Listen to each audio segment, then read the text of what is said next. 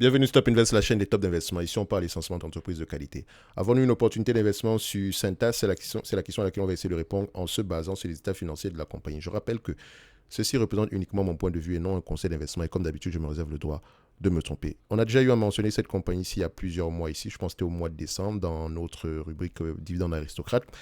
Alors, on va essayer de voir si au prix actuel, cette compagnie c'est intéressante par rapport aux nouvelles prévisions ici. Donc, on va faire simple, droit au but. Déjà, on va regarder la dette nette de cette compagnie ici. Je ne vais pas revenir sur le revenu, etc. parce qu'on l'a déjà fait ici une fois. Donc, je pense que vous savez à peu près comment est-ce qu'on procède normalement. Si vous ne savez pas, je vous encourage à aller voir d'autres vidéos pour voir à peu près comment est-ce qu'on procède quand on commence à regarder une entreprise du point de vue quantitatif. OK? So, je recherche la dette nette ici. Donc, juste vérifier cette information. On a une dette nette de 2,830 milliards. La dette nette ici le ratio dette nette sur EBITDA ici est aux alentours de combien? On est aux alentours de 1,3, donc techniquement, elle n'a pas une énorme dette en fait en réalité. Donc, elle peut repayer la dette ici. Si on repaye la dette avec les EBITDA, bien sûr, si, elle peut repayer la dette rapidement. Avec les free cash flow, elle peut repayer la dette ici en 2 ans et demi. Donc, ça, c'est correct. On a une dette nette ici de 2,830 milliards. Alors, je reviens ici sur Fastgraph. Simple. C'est un business ici qui a tendance à se négocier ici aux alentours de 20-25 fois les bénéfices. Donc, si on est trop optimiste, on mettra 25 fois les bénéfices. OK? Mais voilà, de vous à moi, j'ai une préférence généralement pour. Voilà, je pourrais prendre 3 niveaux de PER dans tous les cas de figure. Donc, juste pour préciser que, attention, quand vous prenez un PER de 25, ça veut dire que vous demandez 4% de rendement. Un PER de 20, c'est 5%. PER de 17, on est à peu près à 6% de rendement. Réfléchissez en termes de rendement. OK? Oui, également, il y a de la croissance ici, mais la croissance, est-ce que c'est une croissance qui est par acquisition, de manière organique? Quelle est la taille du marché, etc. D'accord? Donc, on ne va pas juste prendre le PER parce que c'est écrit, parce que l'entreprise a l'habitude de s'échanger à ces niveaux de bénéfices nets là. Non. Réfléchissez en termes de rendement, réfléchissez également en termes de croissance. Donc, d'accord, si l'entreprise a la possibilité a une énorme croissance devant elle ici, donc, dites-vous que peut-être un PER aux alentours de 25 est sans doute justifié. Mais vous dites-vous toujours qu'il faut réfléchir en termes de rendement. Donc, pour faire simple, ici, c'est un business qui, le marché paye 25 fois les bénéfices. Ok, tant mieux. Moi, je te dis que de toutes les façons, 25 fois les bénéfices, c'est un business qui va moins m'intéresser à partir de 20 fois les bénéfices. Mais le marché paye 25 fois les bénéfices. Ok, donc c'est simple. Si le marché paye 25 fois les bénéfices, ici, quelle est la dette nette qu'on a en date d'aujourd'hui? Donc, je vais regarder le niveau de dette nette que nous avons en date d'aujourd'hui. Donc, on va aller sur FundGraph rapidement.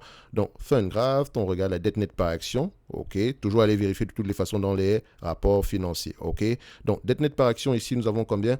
Nous avons à peu près 27,27 $. OK? Donc, quand vous achetez cette compagnie, c'est à 493 $ à l'action. Dans ce 493 $ à l'action, vous avez sans doute ici une dette nette aux alentours de 27,27 $. OK?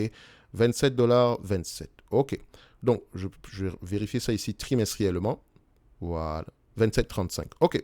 Donc, 27,35. OK? Voilà, c'est marqué.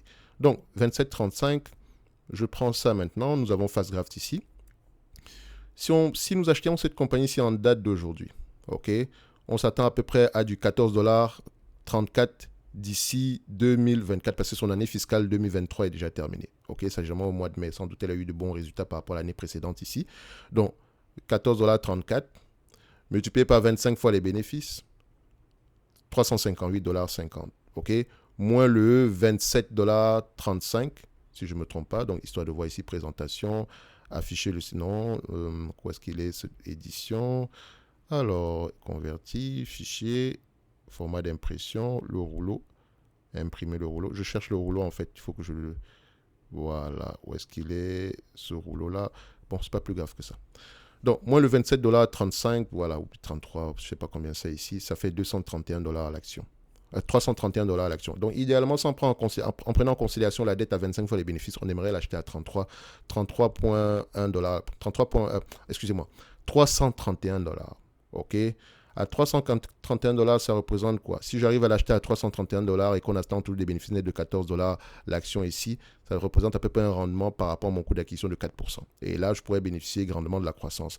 En date d'aujourd'hui, si je l'achète en date d'aujourd'hui et que les bénéfices nets attendus en 2025, d'accord, se réalisent. Et vous voyez ici que c'est un business qui est assez prévisible. Les analystes ont tendance à ne pas se tromper au niveau des prévisions ici, ce qui est une bonne chose, c'est encourageant. Donc on peut se dire ici, on peut le prendre ici avec un degré de confiance assez élevé. Donc 15,88 $ d'ici 2025, on me demande de payer 493 $ à l'action. OK?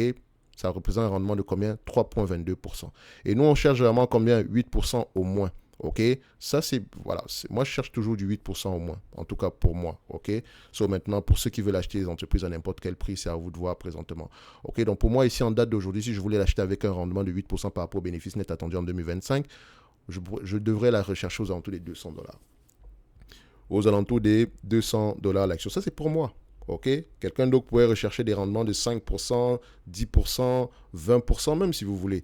Enfin, de toutes les façons, 20%, c'est un peu utopique, mais dans tous les cas de figure, c'est pas rare de trouver du 20% par rapport au prix d'acquisition. Donc, c'est-à-dire que quand vous l'achetez en date d'aujourd'hui et que vous reversez la totalité des bénéfices nets en dividende, vous aurez un rendement de 20%. Donc, ici, je constate que si l'entreprise me distribue la totalité des bénéfices nets ici en dividende, j'aurai, par rapport aux prévisions de 2025, j'aurai un rendement de 3,22%. Est-ce que c'est intéressant pour moi? Non. OK? Mais c'est une très belle entreprise à avoir en watchlist. OK? Donc, je la prends de ce pas, je la mets de ce pas dans ma watchlist. OK? Dans la date d'aujourd'hui, pour moi, Cintas, on va toujours rester sur les lignes de côté. Elle a les moyens de payer un dividende ici de toutes les façons. D'accord? En date d'aujourd'hui, si elle vous reverse, elle paye un dividende de 0,93% ici. D'accord? Ce qui n'est pas si nul que ça. Il faut regarder le rendement sur le yield on cost. D'accord? Donc, c'est important. Donc, vous pouvez également voir ici que enfin, pour faire simple ici, si on fait ça, si vous l'avez acheté ici à, voilà, où est la performance ici.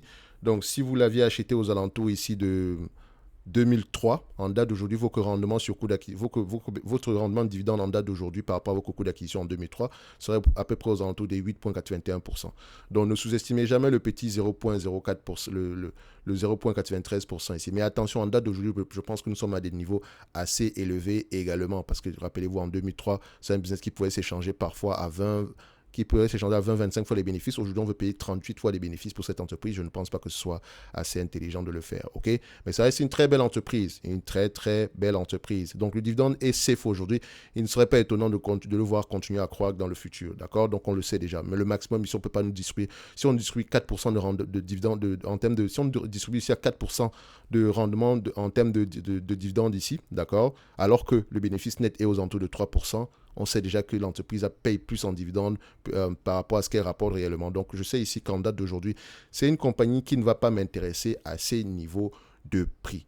Mais comme je l'ai mentionné précédemment, c'est une très belle entreprise à avoir en watchlist. Si vous arrivez à l'acheter à, disons, 20, 15 fois les bénéfices, tant mieux pour vous. D'accord? Pour ceux qui veulent regarder la croissance ici, n'oubliez jamais qu'il faut aller regarder la taille du marché. Donc, ça demande la lecture. Il ne faut pas souvent extrapoler la croissance, comme ça, c'est dangereux. D'accord? Donc, c'est pour ça qu'ici, on se limite à 3 ans. Et encore, on prend à peu près l'avis des analystes ici parce qu'on se dit que ce sont des personnes qui travaillent au moins sur le dossier. Ils ont au moins la taille du marché ici. OK? Et ils ont tendance à avoir également raison quand on regarde les prévisions passées. OK? Donc, en lien dans la description de cette vidéo, si vous avez le lien, le lien vers le service Top Premium ainsi que la Top Newsletter, un like, un commentaire, un abonnement, ça fait toujours plaisir.